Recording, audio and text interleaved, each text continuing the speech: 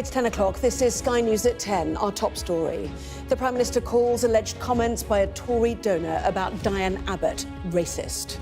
Frank Hester, who gave £10 million to the party last year, was reported to have said that the MP made him want to hate all black women and that she needed to be shot.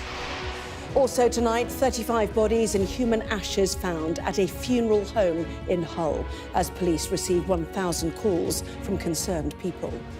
You're still waiting to find out what's going on, and it's like, I don't feel like I can put him to rest. I don't feel like Carl can be at rest because everything just keeps getting, but things just keep coming back and back.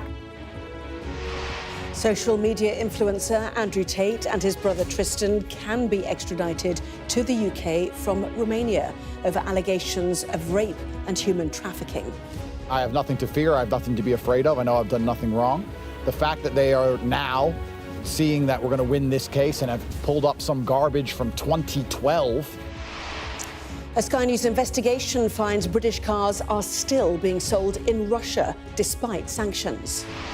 And concerns that pet owners are being overcharged for vet bills. We find out what the vets are saying in response. And we'll take a first look at tomorrow's front pages. That's coming up in our press preview from 10:30 right through to midnight.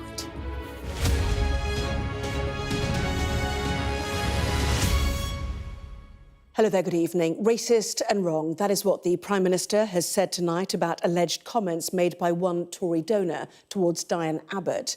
Frank Hester reportedly said the former Labour MP made him want to hate all black women and she should be shot. The comments sparked calls for the donation, standing at £10 million, to be handed back. And after a day of pressure from the opposition, as well as his own party, Downing Street released a statement saying the Prime Minister is clear there is no place for racism in public life. Sky's political correspondent Serena Barker-Singh has this report. Diane Abbott said she got into politics to be the voice to the voiceless, to promote racial justice as Britain's first black female MP. Today, attacked because of just that. Comments have emerged from the biggest Tory donor, Frank Hester, reportedly telling colleagues Diane Abbott made him want to hate all black women and that the former Labour MP should be shot. He has since accepted he was rude about the MP and said he had tried to ring her twice to apologise directly. This evening, the Prime Minister called those comments racist and wrong. Is it right to keep Frank Hester's million, sir? But earlier, all government ministers sent out for interviews repeatedly refused to use that term. I don't think what he was saying was a gender-based or a race-based comment, but it was clearly inappropriate. They're truly awful remarks, aren't they? So there's nothing I can say apart from to condemn them and say that he's absolutely right to apologise. Some ignored the question altogether. Frank Hester, following his comments about Diane Abbott. Thank you. I didn't see how you could argue they're not racist. Senior black Tory MPs were the first to call out the remarks, hours before Rishi Sunak's intervention. Kwasi Kwarteng and Kemi Badenoch said the comments, as reported, were racist. What do you think about your own party not calling them racist if you believe they're racist? Well, look, the first thing I've said repeatedly, that we don't know what he said. What about the money? Do you think we should... Again, we're running ahead of ourselves. But I think if someone says that makes me hate black women, I don't see how those remarks aren't sexist or racist. I don't understand that. Diane Abbott has now reported the incident. The Met Police say they are assessing the matter. She's also said in a statement, "It is frightening. I live in Hackney and do not drive, so I find myself at weekends popping on a bus or even walking places more than most MPs. I am a single woman and that makes me vulnerable anyway. I'm currently not a member of the Parliamentary Labour Party, but remain a member of the Labour Party itself, so I'm hoping for public support from Keir Starmer." Now, Diane Abbott isn't a Labour MP because she herself is under investigation over alleged anti-Semitic comments and has lost the Labour whip as a result, pending an investigation. Now, that investigation is over a year long and waiting to conclude, but the Labour Party and Keir Starmer have reached out to her today personally to offer her support. And that's because MP safety is a live issue here. More MPs are feeling unsafe than ever before, and what some of them say is that the words politicians use really matter, and no one should be playing politics with racism. With the most senior female black minister calling the reported comments racist before the Prime Minister today, it's a reminder not only of Tory divisions, but questions too over Rishi Sunak's political judgment. Serena is in Downing Street for us tonight. So a late call then from the Prime Minister, Serena. Did he have one eye on that £10 million donation? Well, Labour have asked to pay back the money, but I think for Tory MPs especially, the questions around the timing of that statement that the Prime Minister delivered. It was this evening when he said those comments were racist and wrong. But before all of that, there were ministers out on the airwaves today condemning the comments, but not going as far as saying they were racist. Now, I've been speaking to senior black MPs and senior black Tories who have worked in the party for a long time, and they had no problem calling out these comments almost instantly to me. Samuel Kasumo is someone I spoke to. He used to be a race advisor in Number 10 under Boris Johnson, said, of course, that these comments were. I asked Kwasi Kwarteng in my report, as you saw.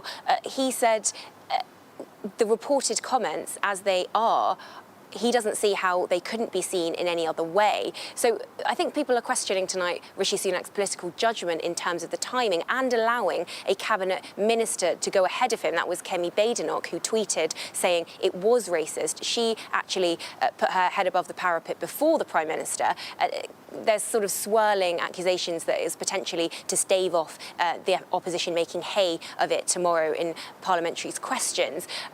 But I think it shows the Tory divisions over still within the party and questions certainly around the Prime Minister's political judgment. Serena, live there in Downing Street. Thank you. Police say 35 bodies and what are believed to be human ashes have been recovered from a funeral home in Hull. 2 people were arrested over the weekend on suspicion of prevention of a lawful and decent burial and 2 counts of fraud. Sky News has spoken to one woman who lost her husband and dealt with the company. She was speaking to Fraser Maud in Hull. I would leave a light on. A unique, funny and loving husband. I would leave a light on. Carl Millington was just 42 when he passed away last November. In December, his cremation was arranged by Legacy Independent Funeral Directors in Hull, the company now at the centre of a major police investigation. It's a situation that Carl's widow, Louisa, says has left her feeling broken. It's like being in sinking mud, to be honest. It's like, although I've lost Carl, I just feel like I'm still trudging. I'm just every day just waking up for another day and another day, and like you're still waiting to find out what's going on. And it's like I don't feel like I can put him to rest. I don't feel like Carl can be at rest because everything just keeps getting brought. Things just keep coming back and back. Humberside police say 35 bodies have now been respectfully removed from this site and taken to the city's mortuary. This is an extremely complex and sensitive investigation with heartbroken families at the core of it. We are determined to ensure that we keep families at the centre of everything that we do. I recognise that this is a distressing time for all of those affected, and I have no doubt it will have a significant impact across all our local communities and beyond. However, this is an incredibly lengthy investigation and a highly intricate one at that, with many extensive lines of inquiry. The dedicated phone line remains open, and thus far we have received over 1,000 phone calls from members of the public since Friday. The investigation into what police are calling an extremely horrifying incident has prompted concerns and speculation across the city. So I think people are reeling at the moment. They're upset, they're shocked, they're hurt. And it's just that sense of how could this have happened and how could this have happened in our community? Humberside police have so far released little detail about the nature of the investigation, which detectives say is to preserve its integrity. Humberside police say a 46-year-old man and a 23-year-old woman have been arrested on suspicion of the prevention of illegal and decent burial, on suspicion of fraud by false representation, and on suspicion of fraud by abuse of position. The pair were questioned over the weekend and have now been released on police bail. Louisa has been told by officers that they hope to update her on their findings within 14 days. With the investigation continuing to expand, it seems dozens of families may be facing a similar anxious wait. It's a shame you couldn't meet him because he was that man. He was that man everybody dreamed of, and he really was. Who cares if one more light goes out? I do. Fraser Maud, Sky News, Hull. Andrew Tate and his brother Tristan have spoken out about the decision to allow their extradition to the UK.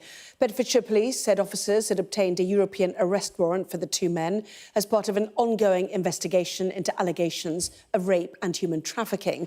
Well, Sky's Becky Cottrell is in Romania for us. Becky. Yes, earlier this evening, the Tate brothers came out. They were very keen to speak to the media, and they're essentially depicting this judgment that they won't be extradited to the UK until after proceedings have wrapped up here as a victory. Tristan Tate seemed jubilant. He said that the Romanian judge had saved them. He also said that had they been extradited immediately, that would have been the perfect opportunity for them to essentially escape the charges here. But he said that's not what they want. They want to face the judicial process here and prove their innocence. Now, we don't know when they'll face trial in Romania, so it could be a while before these proceedings wrap up. We also don't know much more about the allegations that Bedfordshire Police are now investigating. But it seems, as far as this latest development, that both the Tate brothers and the UK authorities can claim some kind of victory. And you can hear more details about what's happened today in my report. Hours after their arrest, the Tate brothers, handcuffed, were taken into court. Tristan first, then Andrew, fighting immediate extradition to the UK. The judge ruled the Tates will have to return, but only after they face trial in Romania. Later, freed from custody, the brothers spoke outside their Bucharest home. Do you want to go back to the UK? I'm sure we'll go back at some point. I have nothing to fear. I have nothing to be afraid of. I know I've done nothing wrong. The fact that they are now seeing that we're going to win this case and have pulled up some garbage from 2012, I mean, if that doesn't demonstrate to the world that this is a matrix attack, and I know a lot of people, especially in the media and other establishments, don't understand how these things work, but they're not allowing us to win. They don't want us to win, and they've realized they need to get desperate, so they've gone all the way back to 2012. The Tate brothers are now back here in their compound, complete with security. And as you can see, luxury cars on the drive. You arrest again? Why? In Bucharest, for the past 2 years, they've been fighting charges of human trafficking brought by Romanian women. Andrew Tate is also accused of rape. Now the siblings face similar accusations from British women made to Bedfordshire Police, dating back to 2012 to 2015. Apart from these criminal allegations, Andrew Tate is also facing UK civil action. 4 women claim he raped them, old accusations that were investigated by Hertfordshire Police but dropped. According to their lawyer, there was a suspicion the brothers were about to flee Romania. They deny that. We alerted the UK authorities and we made a plea that if they were going to act, that they act now before Tate has a chance to evade justice in Romania and also the UK. The brothers were both kickboxers once, now huge but controversial social media influencers, celebrated and condemned for their lavish lifestyles and sexist views on women. Their lawyer spoke after the hearing. You must bear in mind that at the time when the foreign authorities issue such an arrest warrant, the description of the facts is rather brief and rather incomplete. It seems that we are talking about acts that were allegedly committed many years ago, over 10 years. Allegations by who? Who are the women? What are their names? The Tate brothers deny all allegations against them. They are banned from leaving Romania. Tomorrow, they'll hear more about their bail conditions as they await trial. Becky Cottrell, Sky News, Bucharest. Haiti's Prime Minister has said he will resign after weeks of violence in the country. Haiti is one of the poorest nations in the Caribbean and has seen a dramatic increase in gang violence after government buildings were attacked 6 weeks ago. At the beginning of this month, a state of emergency was declared across the entire country, while rival gang leaders demanded the overthrow of Prime Minister Ariel Henry. Experts estimate there are up to 200 gangs operating in Haiti, about 20 of them in the capital, Port-au-Prince. It's thought they control around 80% of the city now. And a week ago, they forced the closure of Haiti's international airport and organised a raid on the country's 2 largest prisons, freeing 4,000 inmates. Our US correspondent Mark Stone has this report. Right now, on these streets, he is in charge. Barbecue, they call him. Jimmy Chiritse, the leader of a collective of gangs, street fighters who have effectively pulled off a coup. Today we are telling the international community to give Haiti a chance. We Haitians have to decide who is going to lead the country and what model of government we want. He was reacting from the streets to the resignation of the Prime Minister, prevented from returning to his own country forced to step down in neighbouring Puerto Rico. The government I am running, he said, will remove itself immediately after the establishment of a transitional presidential council. The images from the past week reflect this slide into chaos. At the approach road to the country's main airport, they run for cover. The army still controls it, but it remains closed to flights. No way to escape, no aid coming in. The seaport has reportedly reopened after government forces pushed gangs back, but at a cost. The number of dead and injured continues to rise. The US Secretary of State joined an urgent meeting of regional leaders in Jamaica this week, a collective effort to install a transitional government and a path to elections. And at the US State Department, the spokesman hinted at the big concern for America. But certainly we have seen a very unstable security situation, and we know that what often happens when you have an unstable security situation, as you reference in the question, is an increase in people attempting to flee the country. It is the alignment of rival gangs together fighting government forces which has prompted this latest turn for a country that's been failing for years. These are images from a gang leader's drone, spotting government military vehicles, tracking the movement of an army from the air. And this is a moment from last week's prison break when gangs freed thousands. Government forces on the roof, again, gangs spotting their targets.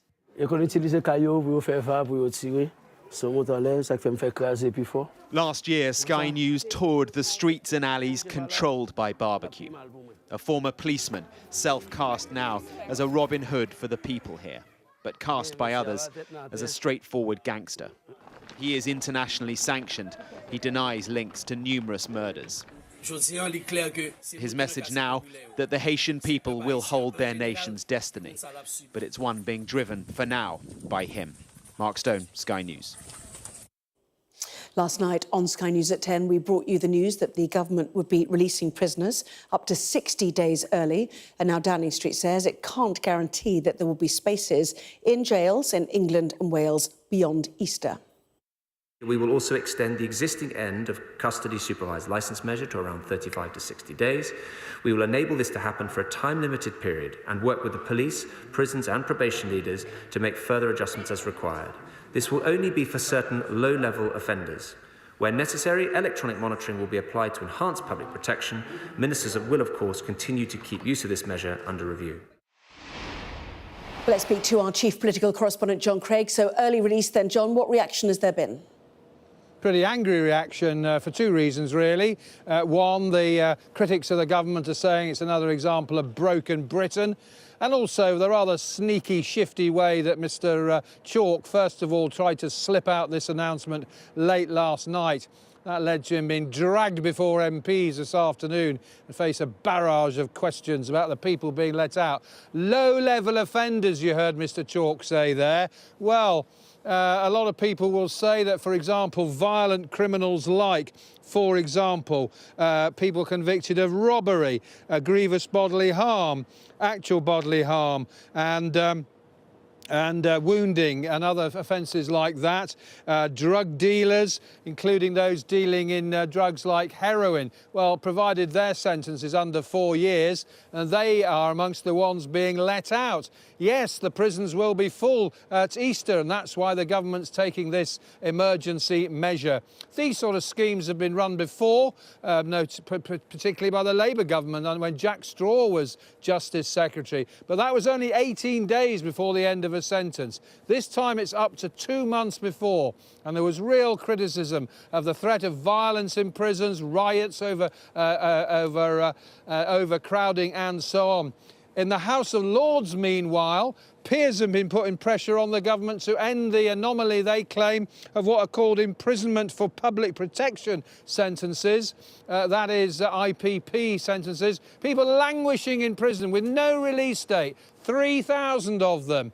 Well, critics will say that the jail system is in a mess. It needs more money. It's not getting more money. What's happening is a lot of criminals are going to be let out early.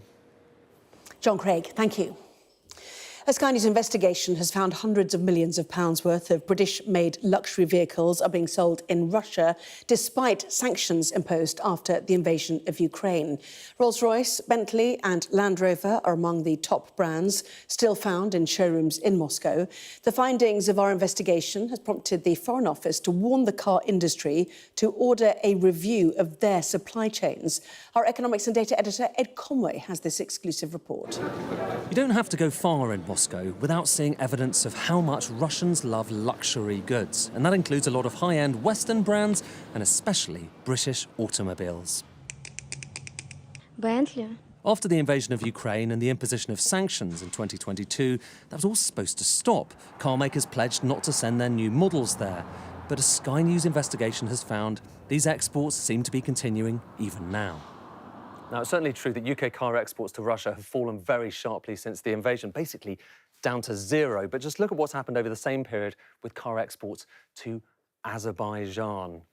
They have gone up at an unprecedented rate, into the hundreds of millions each year, up by 1,860%. We've never seen anything like that at all, raising the question, is something going on in Azerbaijan's economy? Well, not really. Developing economy, GDP about the same size as Ghana, 10 million people.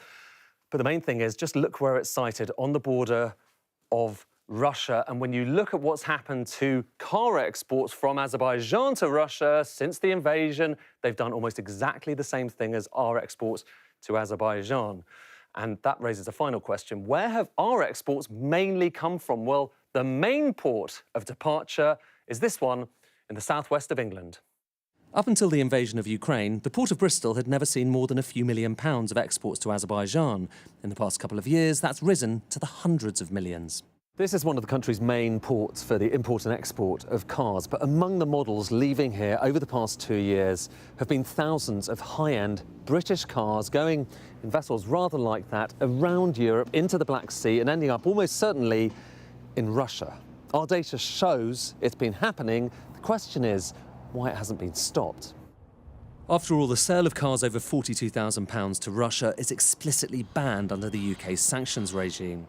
Britain's motoring lobby group, the SMMT, said UK vehicle manufacturers committed to full compliance with all current and future trade sanctions. There is no available evidence to indicate a lack of compliance with existing sanctions, but manufacturers will remain vigilant and will condemn any party that puts their commitment to compliance at risk. But talking in Parliament today, the Foreign Office Minister who deals with sanctions said this was a wake-up call for business. Sets out very clearly that they shouldn't be doing business, obviously, with Russia or potentially with a third country that might support Russia. So as these things appear, as indeed the Sky report by Ed Conway has come out today, if it appears that there is a diversionary activity to sell goods that have a potential both dual use and value, then there is a need for those businesses to consider their position, and for DBT and now the Office of Trade team to have conversations with them to see whether they are legitimately didn't think anything of it, or whether there is something which needs dealing with. The Azerbaijani car exports are just a fraction of those Britain sends around the world, but it's a fraction that looks increasingly awkward for a country which has said it wants to wage economic war on Russia. Ed Conway, Sky News. The government says the UK needs to build more gas-fired power stations to avoid what it insists is a genuine risk of blackouts. Ministers say the government will do everything it can to lower bills while ensuring sufficient supply. Our science and technology editor Tom Clark has the details. However green we make our power grid, there will always be days when the wind doesn't blow or the sun doesn't shine. According to the government, that means building more gas power plants as backup. There are no two ways without it. Without gas backing up renewables, we face the genuine prospect of blackouts. Well, there's certainly a big question about gas in the UK's energy future. We've got just 34 modern gas-fired power stations. 2 have been mothballed, and they're gradually generating less and less electricity. Why? Because there's less demand for it. Look at how we've been building more and more renewable energy capacity, like offshore wind and solar power. The challenge for government is how to persuade power companies to maintain or build the gas plants we'll need for this low-carbon grid backup. that won't get used often enough to make much of a profit. It's an energy market issue, not a problem with net zero itself. So to most observers, talk about blackouts is political spin, something I put to the Energy Secretary. Speaking to people in the energy sector, their biggest complaint about getting us to a low-carbon energy system is the constant playing of politics around energy. I talk to hundreds of people from industry and investors. I do think there is an important point here, which I'm trying to make, which is that the 2030 decarbonisation of the grid policy, that is pure politics. A swipe at Labour there, but her speech was mostly about important reforms needed to make sure the power system of the future is as clean and affordable as possible. Things like zonal pricing, paying more or less for power, depending on how close you live to where it's generated. What we're looking at in the future is bringing even more technologies such as green hydrogen, more interconnection, demand-side flexibility, which will help balance that supply and demand. So that's the stuff that we should be talking about, not claiming that we're risking blackouts. Overhauling our energy system is a job that will last decades, and there's a lesson from history for whichever political party is in charge. The last time we had major blackouts was during the miners' strikes of the 1970s, not due to system failure, but the result of two sides playing politics with our power. Tom Clark, Sky News. NHS England has confirmed that children will no longer be prescribed puberty blockers at gender identity clinics. The medication, which pauses the physical changes of adolescence in transgender children, will only be available in clinical trials. It follows a review which pointed to a lack of long-term evidence about what happens to children and young people who are prescribed puberty blockers. An aid ship from Cyprus carrying nearly 200 tonnes of food is expected to arrive off the coast of Gaza in the next 2 to 3 days. It is the first step towards opening a so-called sea corridor to deliver aid. The US is separately working on plans to build a floating pier, but that isn't expected to be operational for several weeks. A formal investigation is being launched into whether pet owners in the UK are being overcharged by vets. An initial review found a potential lack of transparency around price lists and the cost of treatments. Sky's Gonor Gillis has this report. On the outskirts of Glasgow, friends Frank and Charles have their weekly catch-up. They're among 16 million British pet owners, a costly business when choices are shrinking. As long as I can get to an independent vet, I'll stay with an independent vet. Now, if you look at the prices that I know people are being charged, and I speak to people when I'm taking the dogs out walking, that they're being charged for even a vet to look at them through these big companies is costing 40 quid, 45 quid. What are you paying? 27. Extortionate. I've got some customers that can't afford to get their dogs dressed and things like that. But here, here, Troy, because the prices have literally doubled in the last couple of years. The Competition and Markets Authority have concerns in this area. They found that 60% of the UK's vet practices are now owned by just 6 large companies. That compares to 10% a decade ago, a staggering change leading to reduced competition for consumers. One of the benefits for us of launching a market investigation is it gives us the power at the end of that investigation potentially to impose direct remedies. And that could be things like requiring vet practices to publish pricing information, potentially limiting certain fees, for example, prescription fees, potentially requiring divestment sale of certain businesses. But over and above that, we are also concerned about the regulatory framework, whether that needs to be updated. Now, that would be a matter for government. Hey, you can sit on the table. A move that could see a dramatic change for the independent family-run practices like this one in Lanarkshire. I would be concerned that they decide that they have to regulate the industry completely and that we no longer can set our own prices and that the regulator comes in and tells us what prices we have to pay. So then there isn't that fluidity, like the clients haven't got choice. The major players insist their brands are national, but practices are still locally owned and operated, setting their own prices. Come on, guys. The question is, what lies ahead for an industry worth £2 billion? Big business, big prices, and possible big changes to come. Gonor Gillis, Sky News, Glasgow. Well, that was Sky News at 10. Coming up, we'll take a first look at tomorrow's newspapers and the press preview tonight, joined by the journalist and broadcaster Jenny Kleeman and the broadcaster and commentator Ali Miraj. Welcome to both of you. And among the stories we will certainly be discussing will be many of the front pages. Back in just a moment.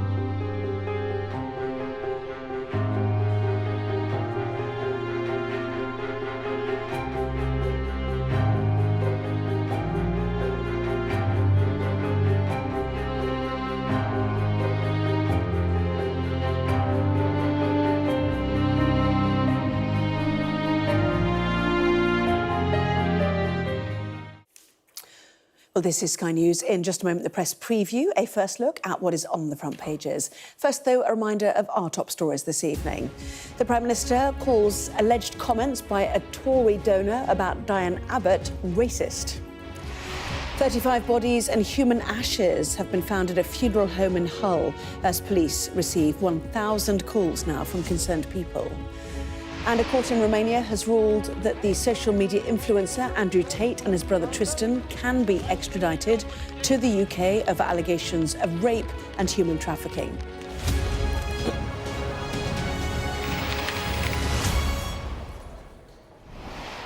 Hello there, watching the press preview, a first look at what is on the front pages. Time then to see what's making the headlines with the journalist and broadcaster Jenny Kleeman and the broadcaster and commentator Ali Miraj. Welcome to both of you, with us from now until just before midnight. So to the front pages then, let's start with The Guardian. It leads on Downing Street, describing the remarks made about Diane Abbott by the Conservatives' biggest donor, racist and wrong, after senior politicians piled pressure on Rishi Sunak to intervene. The paper then makes further allegations against Frank Hester on its front page. Earlier today, in a statement, he said that he was deeply sorry and regards racism as a poison which has no place in public life. Heartbreak and horror, says The Mirror, reporting that 1,000 people fear for their loved ones' remains over the funeral parlour scandal. The Daily Mail also reporting on that story. They've spoken to families who've been affected by the scandal. The Metro has news of 3 arrests in an investigation into alleged fraud relating to a company that runs a chain of nursing homes. The Financial Times reports on the challenges faced by the US Central Bank, the Federal Reserve, as they try to keep inflation there under control. The Daily Star looks at our eating habits, saying that our table manners have declined. And The Sun reports that Paul O'Grady has left a staggering £15.5 million in his will, with £125,000 set aside to look after his 5 pet dogs. Well, a reminder, by scanning the QR code you'll see on screen during the programme, you can check out the front pages of those papers while you watch us. But let's bring in our guests then, Jenny Kleeman and Ali Miraj. A couple of other papers still to come in by the look of it. But let's kick off with The Guardian, the reporting of which led to the accusations against the Tories' biggest donor. And finally, tonight we've heard from the Prime Minister that indeed those comments against the former Labour MP Diane Abbott were racist. Yes, finally we heard that tonight. We heard it this evening, but throughout most of today, Downing Street were refusing to condemn the remarks as racist at all. And in fact, this morning, the government ministers on the round talking to journalists were condemning the remarks, but not saying that they were racist. You would be very angry if you were Graham Stewart, the Energy Secretary, who was around on the broadcast round this morning, refusing to call it racist because clearly he had been told not to. Same goes for Mel Stride, who was being interviewed today, doing this ridiculous linguistic gymnastics that is reminiscent of what happened with Lee Anderson only 2 weeks ago, when he said something that was very clearly Islamophobic, in my opinion, and yet Number 10 would not condemn it as such. It is a sign of weakness that it has taken this long for Rishi Sunak to say these remarks were racist. The man in question, Frank Hester, has given £10 million to the party. It is, we're in the run-up to the election. They don't want to alienate donors. They need money. They won't want to give the money back. There is Prime Minister's questions tomorrow. This is going to come up. Are they prepared to take money from anyone? If it was an anti-Semitic person or someone who had made an anti-Semitic remark, would they be happy to hold on to that money? If the Labour Party had been given £10 million from someone who was anti-Semitic, would the Conservatives say, that's totally fine, let's just leave things in the past? There is this sense quite often with the Conservative Party in government that when there is something uncomfortable for them, that the message is, we just need to move on, we just need to accept that people have apologised. But I think the kind of standards in public life and in political discourse have been getting lower and lower over the past few years. And these remarks, you know, so many senior Conservatives coming out today saying that they were racist. It shouldn't take this long for the Prime Minister to condemn things that clearly are unacceptable in public life. So help us understand the hesitation in both these cases then. With Lee Anderson, you know, was it clearly to keep him within the Conservative Party fold, given his move to reform UK? And in this case, with Diane Abbott, is it simply to keep hold of the 10 million, do you think? Well, I think on Lee Anderson, I think the party genuinely probably thinks that there is an issue with a small group of Islamists actually going on marches. This is what Michael Gove has said. This is what he's talking about, looking at the definition of what extremism is, which, frankly, I think is all a bit of a red herring, because there's a perfectly acceptable definition of extremism in the PREVENT strategy itself. And when I speak to senior police officers, I was doing one on my show the other day, he basically said that the reason why we don't enforce the law is because we don't want to be perceived to be racist. That's why we're not clamping down. So I don't think it's a question of definition of extremism. I think it's a question of actually supporting the police to do their job properly. So that's Lee Anderson, but he's gone to reform now anyway. So that's yesterday's news. on the substance of today's fiasco, and it's difficult to keep up because there's a fiasco a week in the Tory party at the moment. The party's become more and more debased as time goes on. And I say this with no pleasure whatsoever. As a former Conservative candidate back in the day, this party is now completely on the ropes. It takes the Prime Minister hours to come out and condemn this. And Kemi Badenoch, who's got potential leadership ambitions herself, it's a thinly veiled secret, I mean, everyone knows it, actually puts out a statement or a tweet out before Number 10 even responds. They look weak, they look slow, they look indecisive. It does not take a rocket scientist. I'm not Diane Abbott's biggest fan, but this is plainly racist and wrong. And Diane Abbott is a human being. She's an MP. MPs have a serious job to do. You can tackle their statements, not the individuals. And she says this evening that she's frightened. Yeah. She goes around on her own. She's a woman. This is completely wrong. We're not going to be getting quality people into public life, and I can tell you we need them. I mean, look at the state of the debasement of public life we have now. Yeah. We're not going to get quality people in, women or men, if this kind of nonsense is allowed to fester. Yes, and Ms Abbott, the first black woman to enter Parliament, should be celebrated, Absolutely. you know, as a trailblazer in that respect. And just in terms of The Guardian, further allegations about Frank Hester, yes. You know, suggesting there was no room for the Indians and suggested staff climbed onto a train roof during a crowded meeting before saying he made a lot of jokes about racism. Yes. He's looking forward to going to Malaysia to find more jokes, you know, etc., etc. Would you want to take money from this person? Well, these are allegations. These are allegations. But even if they're allegations, would you want to be associated by this person? They would not have known at the time. No, but the thing is, these are donations that came quite recently. He's very supportive, in particular, of Rishi Sunak. And the first meeting was in 2019, wasn't it? First meeting was, and in fact, you had ministers today saying, "Oh, these are comments made half a decade ago," desperately trying to say, you know, this is stuff that happened a long time ago. Yes, it's bad, but again, we all need to move on. I mean, I think, you know, we don't need a new definition of extremism. We need a new definition of racism, or at least a firm definition, so that we cannot have this ridiculous gaslighting of people saying that comments are wrong and inappropriate, but being unable to say why. Most people would recognise it. But if I mean, Jenny, come on, look. If someone's saying that looking at Diane Abbott makes you, words to the effect, makes you want to hate all black women and she should be shot, even if that's metaphorical, not... I mean, you can't use words like that. Well, I mean, you can't, in any circumstances. Yeah, of course, right? Because in any especially when... I'm sure that he...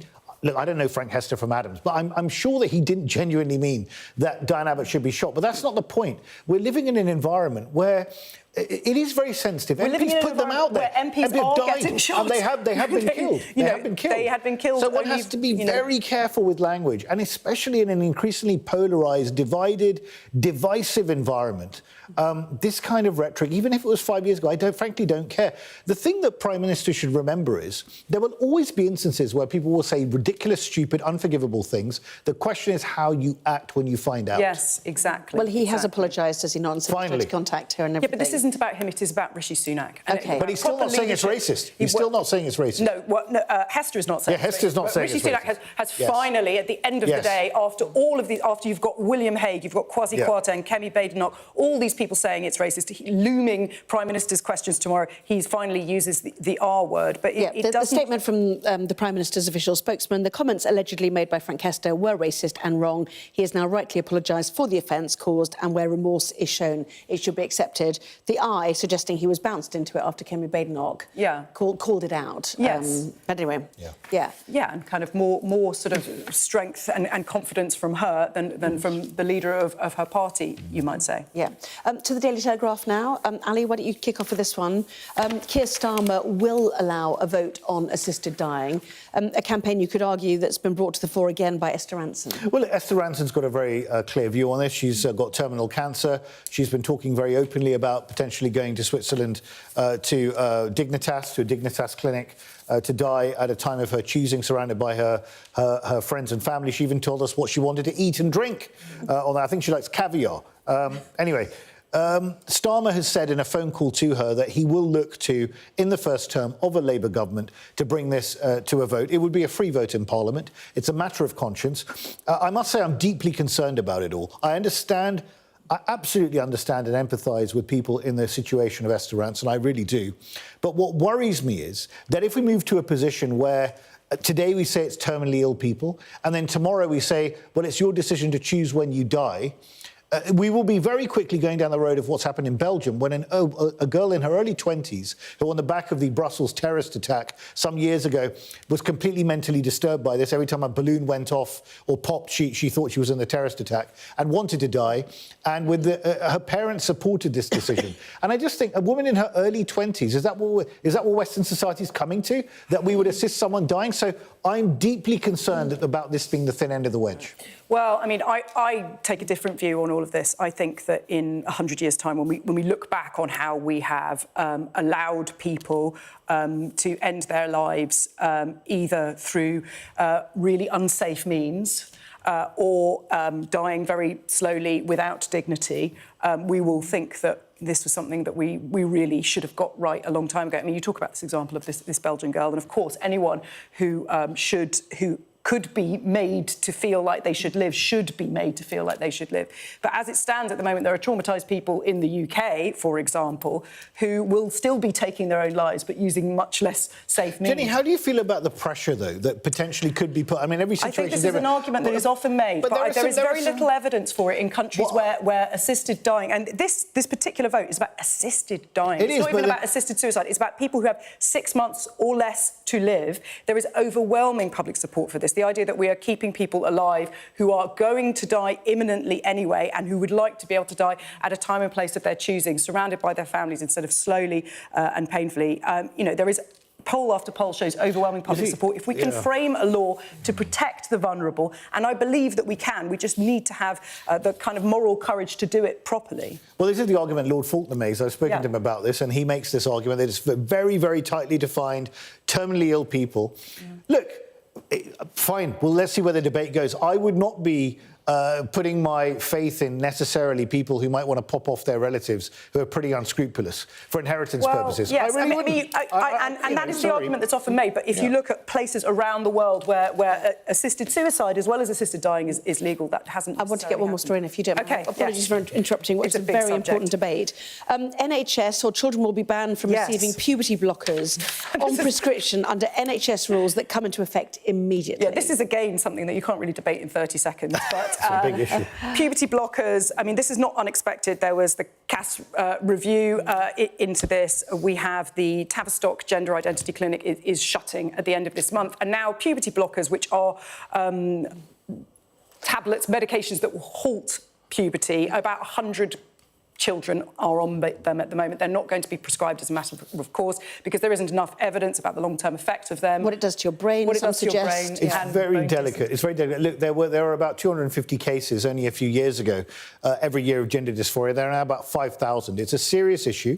And what we've got to be very mindful here is potentially taking irreversible steps where people are potentially going to be... Every situation's different. One has to be very delicate about it. But potentially very young people, impressionable, going through changes where you're making changes that could be potentially irreversible. Very dangerous. Yeah, I mean, the thing is about blockers is they were always meant to not be potentially irreversible. They were meant to be a pause. There is evidence now that... They were meant for girls going through early puberty from about the age of 7, taken briefly until they could actually hit the appropriate age to start. The thing that I would say is it would be very frightening to be a trans child. These are children, not even people going through puberty at the moment, because a lot of trans charities and campaigners have said that trans children will be suicidal if they go through puberty. And there are going to be families who have been told and others suggest 80% change their mind. So this is the difference. But there will be families who worry about, oh my gosh, is my child going to be suicidal? And the whole point is we need not medication, we need support, we need understanding, and we also need not ridiculous polarisation and demonisation of either side of this debate. OK, I mean, it's another big subject, as you suggested, isn't it? Still to come, victims of the Horizon Post Office scandal will soon have their convictions formally overturned. We'll bring you the latest on that after this.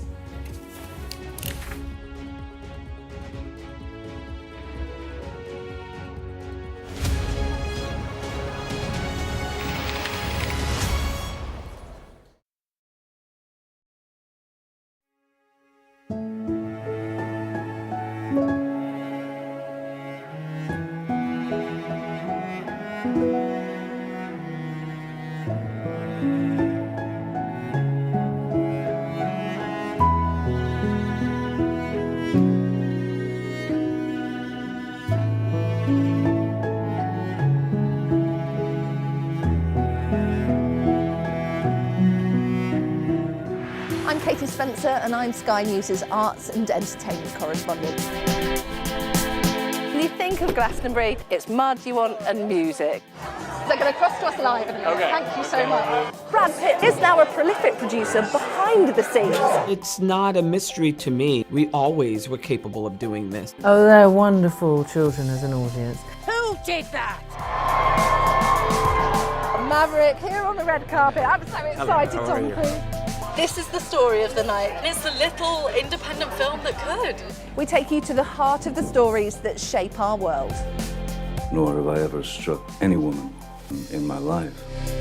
There's this illusion of power. Are you feeling well? I remember covering the Oscars and that now infamous moment, the Will Smith slap. Nobody could quite believe that it had happened. You can tell from these crowds just how excited people are for the return of Pride. These actors playing the lead roles were born long after the Sex Pistols broke up. Are you pleased that you did say yes to the job? I've never regretted it. As a team, we've interviewed some of the biggest stars in the world. It can be incredibly surreal being swept up in their world, but we try to give you an honest sense of how these people really are. Okay, I'll talk to you. Yeah, okay. There's no easy goodies. There's no easy baddies. I've had a great time here. Thank you. Thank you. Bye.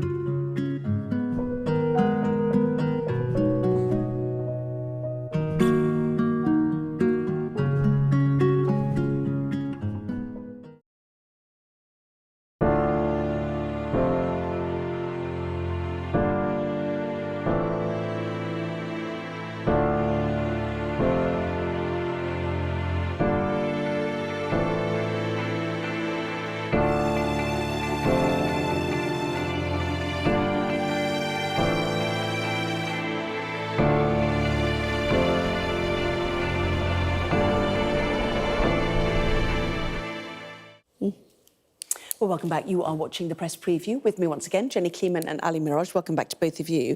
The Horizon scandal. We understand that the government is to introduce legislation on the quashing of wrongful convictions of sub-postmasters in Parliament very soon. Yes, today, or as in tomorrow, yeah. Today, as in tomorrow. Yeah, this was always kind of legally quite difficult, although it's a sort of thing that anyone who's followed this story would think, well, of course, this has to happen. This is a terrible injustice. These people should have their convictions overturned. However, the idea of Parliament being able to override the decisions of courts is concerning, and it's important to frame the law correctly. But yes, the legislation is going to be published today, and that is another step along the way to justice for those who are wrongly convicted. And those who have their convictions quashed, as I say, will be receiving this interim payment of £163,000 within 28 days of applying. But for a lot of the victims, this has come far too late. People have died waiting for justice. Yes, it will cover prosecutions brought by the Post Office and the Crown Prosecution Service in England and Wales between 1996 and 2018. The government will also extend compensation to those who were never convicted and did not take part in legal action against the Post Office, because there's obviously these different groups, aren't there, Ali? But it can't come soon enough for many, despite the concerns legally, as Ginny explained. No, absolutely, and it's one of the biggest miscarriages of justice in British history, so it's way over time. It's successive governments have it's happened on successive governments' watch that nothing has been done, and I'm glad finally that the government is taking action. And it's right that those who've been investigated but not convicted are going to get 75 grand, because there's also a reputational risk associated with all of this. People were vilified in their communities, othered, cold-shouldered. It destroyed lives. Even within their own families. Destroyed lives. So not before time. Let's move on to the Daily Telegraph, shall we? It suggests universities are considering offering fewer places to British students amid the threat of financial collapse, suggesting they're losing places to wealthy foreign students. Just quickly, Jenny. Yes, apparently, the funding model of our universities is broken. Universities in England made an average loss of £2,500 for every UK student they educated last year, according to the Russell Group. And apparently, it's making foreign students more attractive. However, we don't want to have so many foreign students, do we? Because we're trying to have less immigration, less visas. So what are we going to do? How are our universities going to function if the only way that they can break even is by having more foreign students, but we're not supposed to be allowing them in the country? It's a disgrace, really. The way they're going to do it is, what they're hinting at is they're going to actually restrict the number of domestic students and favour foreign students, even if they're limited, because they pay a lot more. OK, both of you, we will see you later. Thank you both very much indeed. Jenny Kleeman, Ali Miraj, thank you. Here's the weather. Warm memories wherever you go. The weather, sponsored by Qatar Airways. So the rest of the week will stay unsettled with localised flooding, but southwesterly winds mean it'll be very mild. South Wales and central, southern and eastern England will start Wednesday dry. Most other places, though, do look wet. Mild too, but windy, coastal gales in the west. Central Britain and much of Ireland will see further rain through the morning, which will clip the east of Northern Ireland as well. Further north, it will become mainly dry and sunny. The weather, sponsored by Qatar Airways. Well, our press preview continues in Sky News at 11. The Prime Minister saying that comments by a major Tory donor about the MP Diane Abbott were racist and wrong.